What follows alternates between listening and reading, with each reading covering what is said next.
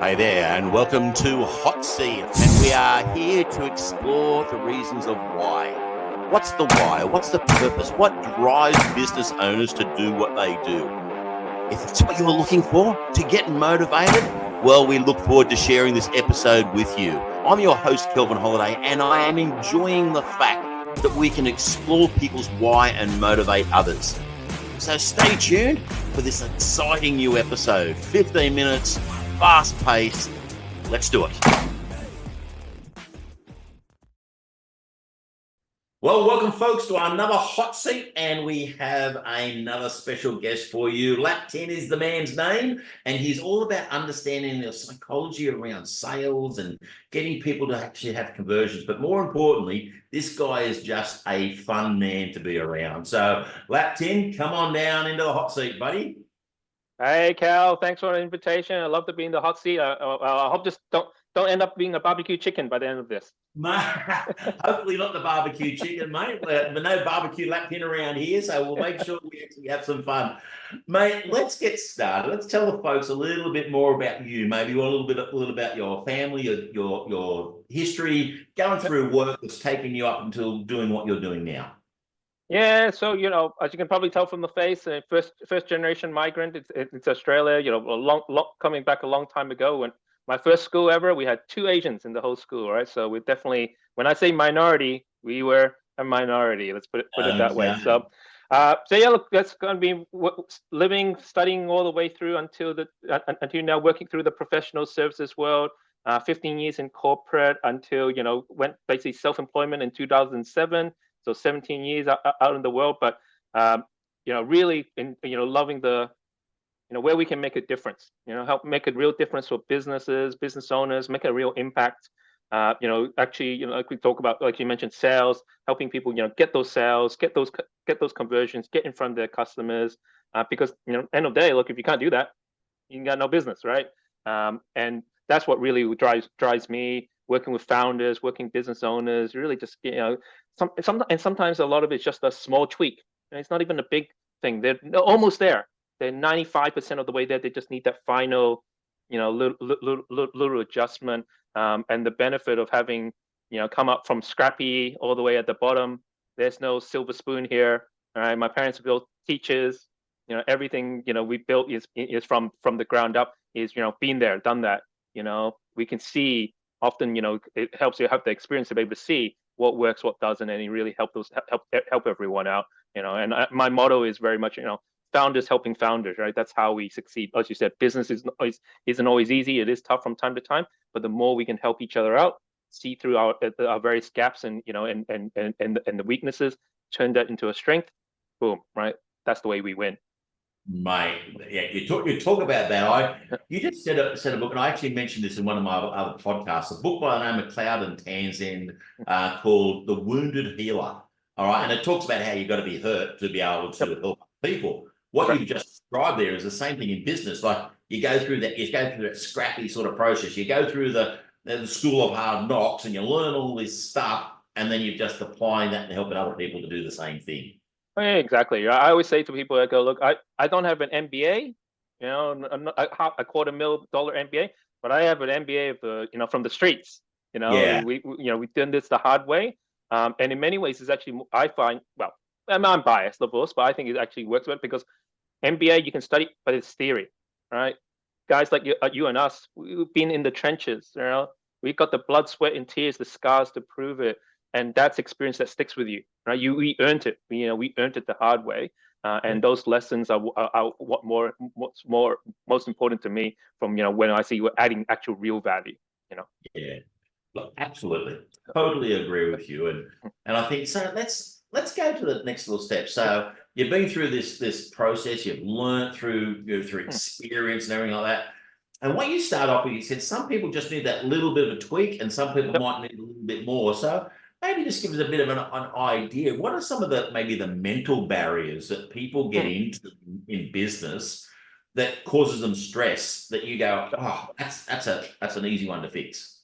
Yeah, that's right. And I actually mentioned this one quite regularly because it is true. Most of us, if you think about it, right, most of us, any business owners, founders, why do most of us go into business? We went to business because we usually had a great idea, or we had something that we really love. Like a lawyer opens up a law practice because they're a really good lawyer, right? An accountant, opens a accounting practice because, or whatever it may be, right? Or an IT guy or whatever, because I love coding or writing software. Very few of us actually went because we're good in sales, right? Or marketing. But here's the thing, right? Without that part, if you can't sell and you can't market, you're dead. Your business in the water. And that, I think, if anything, the biggest mental roadblock. I used to be the same thing. Because I actually came from an IT background back in the day. So I thought, man, we built this great product. Why aren't people buying it? Surely, it's a fantastic. It solves all these problems. People should just naturally jump in. But it doesn't work that way, right? That's the reality. That's the big mindset shift a lot of founders and owners have to make, which is just because you build it or you've got a great service doesn't mean, unfortunately, that they will come. That's and so sales is actually not a bad thing. All right. I think sales is about, it's when it's done badly, I think people feel like, shit, I'm pushing shit uphill. But if you actually done right, think of sales as more like there's someone here with a problem, someone in front of me. So Kel, for example, here, he's sitting in front of me and I can tell he's got a problem, right? He's got a business problem or something that I can help solve. What part of sales, what I'm trying to do is not force it upon Kel, but actually get Kel to realize he needs help, and I'm in a great position where I can support him. It's a beneficial thing. I'm helping Kel to get over. So I'm not picking on you, but just using that. Yeah. But I'm helping Kel get over his own mental blockers to stopping using my service, which will actually help him in the long run. Right? That really is what's. I think changing that mindset fundamentally then makes it sales is less about, I'm trying to force something on someone. I actually genuinely just want to help you, right? That, and that then changes it to the reason why you became a lawyer is because I wanted help. I'm great at law and I want to help. Well, you're not trying to sell anymore. You're going, I've got a divorcee in front of me. She has no idea how, she wants, go through the whole, rigmarole of all the I am in a great place to walk her through that process, support her through that process, make sure she comes out the other end happy, stress-free, right? Isn't that a great outcome? Like that's and that's it. Really changes that that mindset between I'm a salesperson. No, you're helping. You're actually here helping people, and we're just helping people get over their own blockers to using your services. Essentially. Mate, I love that. It's about being authentic. And what people are listening to here is the authentic Lap-Tin coming out. Like, just be yourself and help, and you don't have to be that sleazy salesman. You just be authentic. Adam Bird, good friend of mine, he talks about this a lot. He's got a book called The Authentic Sales. And it is what you're saying is exactly the same thing. And people want authenticity. People want you just to be real, not trying to sell to them, not trying to push them. Mate, I guess when you're dealing with a lot of people and you're doing a lot of business owners, what are some of the things maybe that, when it comes to personality, let's get into that, because personality comes into sales. Of course. And your personality is very vibrant. You're very magnetic. Thank you. What are some of those things you go, oh, gee whiz, like, what are some of the challenges you see in business owners from their personality side of things that might be able to motivate people and get people to think a little bit differently that help them along in business? Yeah, I think, and if I think back to it, even the clients I speak with and the people I work with, the one biggest one I would say is we're putting ourselves. We get caught up as a person as in style. Got to be really out there, and that's actually not necessary. That's not the most important part. I got to be really boisterous or hip and pop. I mean, I'm like you and I, we're very much more that kind of active, genetic kind of. But that's okay. A little bit lighter is fine. What the most important thing actually is to put it in turn it around. That think of it from a customer point of view. What does the customer want to hear? Need to hear, not what we want to say. Give you a great analogy. Worked with a property buyer's agent, a couple of weeks back with their sales presentation and the process. What they did was they spent a lot of it talking about, here are all the things I do. I talk to builders for you. I talk to conveyancers. I talk to the lawyers, whatever, all these kind of, I'm not a builder, so I wouldn't know, but he's like, I talk to all these folks for you. And I asked them, very simple question. Does the client actually care? Does the client actually need to know any of this information? Like, does that actually change anything for them? He sat there for a moment and go, no, probably not, right? Exactly. What the client cares about is, I want a property, I'm interested in buying, you're going to help me find it. I just need to know the process. I don't care what you do. Like, what you do is irrelevant, right? I just want you to tell me in 3 weeks time, boom, I'm done. I'm good. The outcome I needed solved. That's all I want. That's absolutely all I want. And I said, so if that changed the mindset, it's actually very exciting. I've met a lot of even experienced professionals and business owners still struggle with that. They're still caught up in saying what they want to say.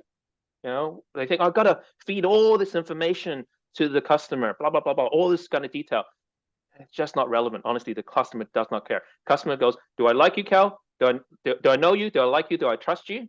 Yep. How does this work? What's the outcome I'm going to get? How long is it going to take? How much is it going to cost? Done. That's it. And so you can be the most if you're not don't feel like the sales not very customer, and you're a little bit shy, that's okay. As long as you cover those main points, you're still good, right? It's not a problem at all. Then that really is a big shift, because we get too many of us get caught up in our own heads about all the brilliant things. Look at all my degrees and my certificates, and honestly, the customer does not give a shit. Sorry for the French, but they do not give a shit. Love it. I love you being real, mate.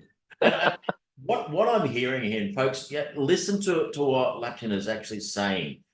He's actually saying, be yourself, but you don't have to copy anybody else. The fact that me and him are very animated, all right, is us. That's who we are. Some people won't like that either, so they might not be attracted to us and buy from us. And that's okay. We attract the people who are attracted to us, and that's great. Mate, all right. So I guess what I want to dig into here. So I want to come back to when we started. So you're come in, you're an immigrant, two Asians in your school. Yep. What was that like? Because I want to compare that. I think, because I'm now living in a foreign country, and so I know what it's like to be a little bit different than most people around you. Yep. And so as you were growing up and being Asian and stuff like that, so first of all, where in Asia, where was your origins? Which country? Yeah, I was born in Hong Kong originally.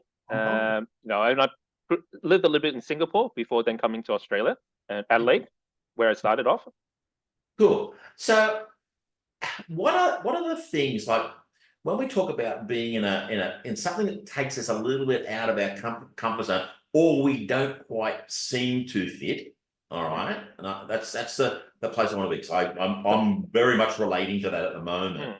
Where we don't seem to fit, but yet we're still trying to sell our service, or we're still trying to be a business owner. How do you internally, all right, adjust with that potential that you may be getting judged, or you may be getting, people are reading the book by its cover, so to speak. How do you deal with that? Yeah, so that's a great one, and I'll be honest, even now in 2024, I still get that, because I'm upfront, right? Sales and marketing is especially marketing is it's a very, if you look at the stats, I'm just talking the stats, right? It's a very female dominated industry. Very few people that look like me in that game. That's being upfront. And so I often do get those questions. Do you know what you're doing? If you've been up, no, I've only been doing this for over a decade, so what would I know? Like, So you hit the nail on the head. Like it does have, it's subconscious. So, it's not picking on anyone. A lot of it's just subconscious, because that's what you're used to. What you normally see, something outlier always makes you go, what's going on there, right? So I understand and whatnot. And I think what it does is force us to be a bit more, I wouldn't say aggressive, a bit more structured in our thinking. We need to be, we know we're always going to be walking the door one half a step behind, right? Because of, like you said, the judgment, the just the preconceived notions of of who we are, that we're not expected. We're the unexpected. So we're always just a half a step behind. And so it forces us to be, we need to be more proactive. We need to be thinking more structured. Like when I walk into a sales conversation, for example, I already know, if I'm dealing with this person, I've done a little bit of my research. I know where I have a reasonable guess at where they're coming from. I already have in my mind what I'm going to say. I'm not walking in and winging it, right? I might talk in a really relaxed manner, so it feels like it's really natural and whatnot. But what most people don't know is I already spent probably 20, 30 minutes doing all the prep work beforehand, so that it feels like a smooth conversation, right? And that's the key. And I think that then very quickly allows people to go, well, you clearly know what you're doing, and you know what you're about. I'll give you a great example.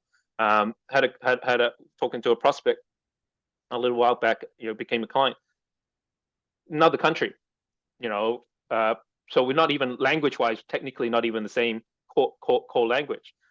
First meeting, code, technically we don't know each other. But I did my research. I knew where they were coming from, what they were trying to achieve. Within 45 minutes, I had the lady on the other end, which was a head of business development, going, look, Lap-Tin, I've spoken to about 10, 20 other providers. If I'm going to do anything, it will be with you, because I trust, based on this conversation, I know you can do it. I trust you enough to do it. So if I'm going to pick anyone, if I'm going to do anything, it'll be with you. 45 minutes from zero to, I trust you enough to, completely enough, more than everybody else. That's the kind of prep work, right? That's the benefit of that prep work, that structured kind of, like we said, still a very fluid conversation like you and I having, but there was a lot of work that was planned up, prepped in behind the scenes to make sure it got to that kind of outcome. And so that's where we think about, we shouldn't take, yes, we're all going to come in with, unfortunately, from time to time, we're going to be in a position where we're a bit, behind the eight ball. We have a little bit of disadvantage for various reasons, but we can't let that hold us back. All right. If we want to do business, you believe in what you do, then sometimes it makes sense to put in that little bit more extra effort. Right? Here's my best analogy. I used to use this when people were asking back in the day. Well, I don't like in interviews, selling myself. I feel like I'm trying to sell myself, too much, right? And I'm not that type of person, especially a lot of technical people, IT folks and whatnot. I don't like those interviews. I said, look, you got two options. You can either have an employer who will go, look, I've got two candidates. One is maybe mediocre in capability, right? But they sell themselves really well. You technically very capable, but you don't sell yourself really well. The other person will get the job. 9 times out of 10, they'll get the job above you just because they can talk themselves up. Is that right? Is that the right thing? And they don't. No. Is that fair? No, it's not. But because you're unwilling to sell, it means you miss out on the opportunity. Yes. Or promote yourself a little bit further. So you're the only person who's losing out is you, right? So step up, right? Yes, it's a bit more effort. Yes, it's put you out of the comfort zone. But if you genuinely believe you deserve this job, then you step up for it, and that's how you win. So if you're capable and you can sell yourself as well, then you're going to beat the other guy. Right? Yeah. Done. Mate, I love that. And again, what I'm hearing here is such a very different understanding or a perspective that you've come in to this situation where you're that half a step back all the time, but you are confident in who you are. You know your stuff. That's who you are. They don't know you yet. And all you've got to do is have the opportunity to help them know you without you feeling like you need to be intimidated. Love that. Love that. Exactly. Lap-Tin, this has been an awesome session. I wish we could go for a lot longer. What I'm actually going to do, like folks, what we've heard a lot of here is decades of understanding the human psychology and how to present yourself. So I'm going to invite Lap-Tin back to a tool time, all right, and do a longer session with us about how do we actually develop our own sales strategies, etc., and break that maybe that mystery around sales and get our own style. So we're going to invite you back if you'd love to come back and do that for us. We'll definitely love to.